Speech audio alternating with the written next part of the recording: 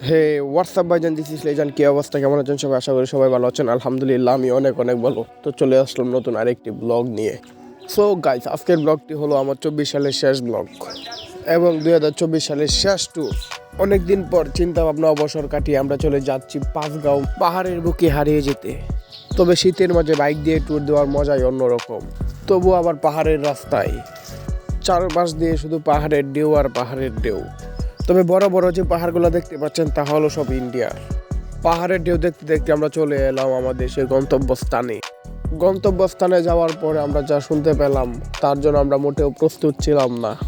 যা দেখতে পারবো সব দূর থেকেই দেখতে পারবো, কি আর করার, বিজিবির নিষেধ। তো এত কষ্ট করে যেহেতু আসছি, ঘুরে তো যাওয়া যাবে না। দূর থেকে কিছু পিক তুললাম।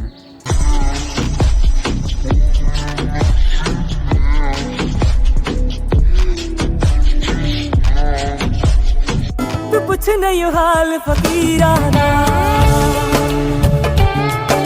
तो कुछ नहीं हाल फकीराना। मिलिया रे माही मेरा मैनू मिलिया, शुक्र मनावा तकदीरा। 200 কিলো রাস্তা জার্নি করার পরে আমরা পারলাম না পাহাড়ের বুকে হারিয়ে যেতে। দূর থেকে পেতে হলো পাহাড়ের ভালোবাসা।